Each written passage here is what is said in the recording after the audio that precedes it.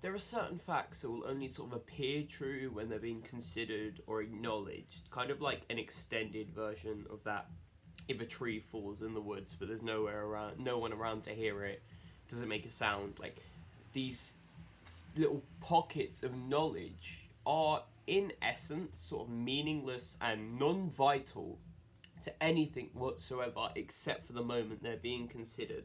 It's kind of like, examples might be, if you look at someone, to you, that person is just an NPC, basically, just a character. But once you start to consider the fact that they're a person with their own life and their own sort of goings abouts, as I talked about in another video before, then that becomes an acknowledgeable fact. When you are outside, sat in nature, it's just a view, it's just something nice to look at on the surface. But when you begin to acknowledge that it is one giant, massive, biodiverse system running in 1,000 alternative ways, all funding the same sort of thing, which is the world's nutritional systems, that's only true to you when you consider it. Otherwise, it's just something else. It's just, a pretty tree or just a lake that looks nice. We need to sort of apply our own realizations, despite the fact that the knowledge is in our head. It's just we aren't actively processing it. Basically, it's like the system's intact, the computer's just not on.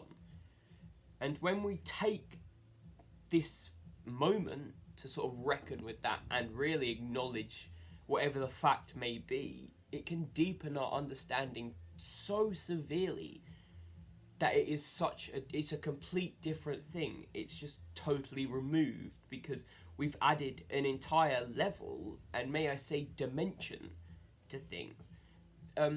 Plato's analogy of the cave is usually used to describe the difference between Plato's ideals of the world of the forms and the world of appearance. If you don't know, basically, in very brief summary, it's about a group of prisoners who are chained so that they can only look forward, and before them is a cave wall, behind them is a fire, and between them and the fire is a walkway, and people and things, whatever, cross that walkway, and the fire projects the shadows, so they only ever see the shadows. And because they've been chained since birth, that's the only reality they know, is the shadows. Then one day, one of the prisoners is freed, and then he goes outside, sees that the shadows were just this pale imitation of these things, and these things actually exist, and they are so much more. But the one thing that I really take out of that analogy, more so than sort of what Plato meant about us being in a lesser world and living in ignorance, sort of trapped in our sense world, what I take from that is sort of the extra dimension.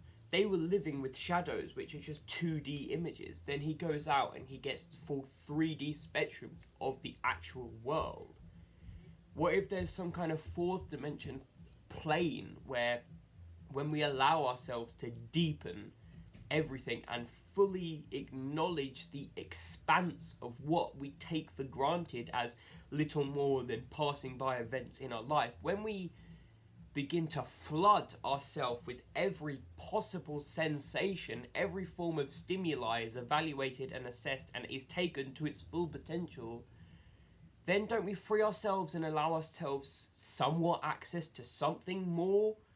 It's like we're gaining keys. It's like a huge door with 50 locks on it.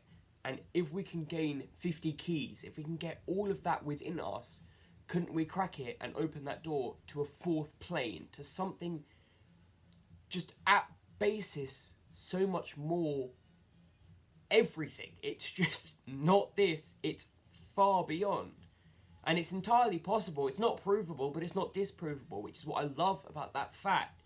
You can fight for each side all day long and get nowhere further, but it only, regardless of its existence or not, the only benefit will come from taking into account the true depths, the true dimensions we have available to our senses and our empirical knowledge to their full potential, where we're taking a person as exactly a full person, an environment as an entire environment, not just as something before our eyes, not just as a veil, as a sheath, as something that is there. It's not something that is there. It's something that is, full stop.